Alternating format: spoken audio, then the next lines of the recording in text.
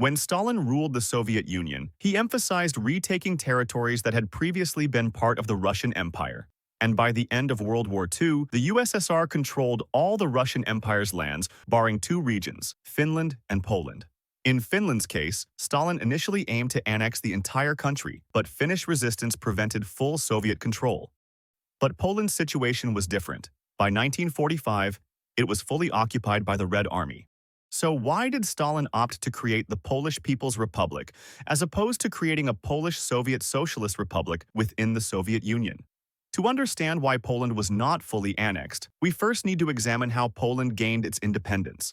During World War I, Poland was occupied by German and Austrian forces, but with the defeat of the Central Powers in 1918, Poland re-established itself as an independent state. As German forces retreated from Eastern Europe, Polish forces and the Red Army raced to occupy the former German-held territories, sparking the Polish-Soviet War of 1919. Initially, the war was fought over territories inhabited mostly by Ukrainians and Belarusians, but controlled by Polish forces. However, when Polish forces captured Kyiv, a surge of volunteers joined the Red Army, and the momentum shifted in favor of the Bolsheviks. Britain, concerned about a Bolshevik advance into Central Europe, called for peace and proposed the Curzon Line as a potential border.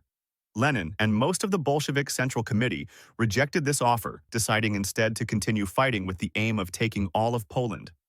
Stalin was one of very few prominent Bolsheviks who opposed this decision. Unlike Lenin, who believed that Polish workers would side with the Red Army upon its entry into Polish-majority areas, Stalin argued that Polish nationalism would overpower class solidarity. He ended up being right, and the Red Army suffered a major defeat at the Battle of Warsaw, getting pushed back east of the Curzon Line. The status quo persisted until 1939, when Germany and the Soviet Union, now under Stalin's leadership, agreed to partition Poland.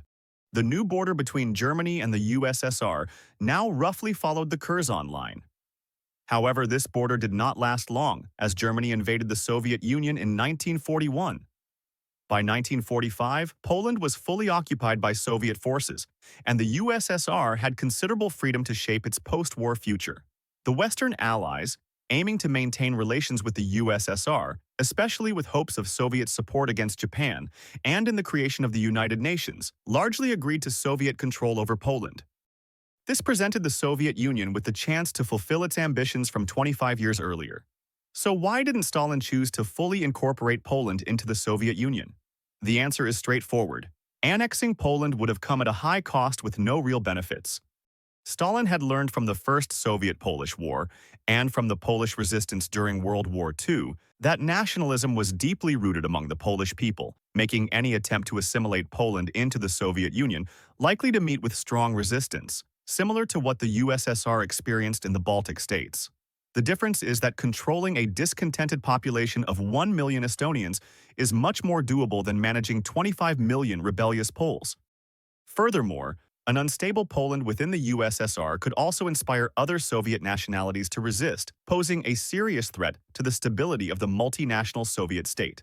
On the other hand, a nominally independent Poland, under close Soviet supervision, would still provide the USSR with everything it needed: a buffer zone to the west, access to Polish industrial and agricultural resources, and an ally that could contribute troops if war erupted, without being extremely expensive to maintain and a risk to Soviet security. Under this arrangement, Poland would also have its own secret police, Communist Party, and other institutions to maintain control over its population, further reducing the burden on the Soviet government.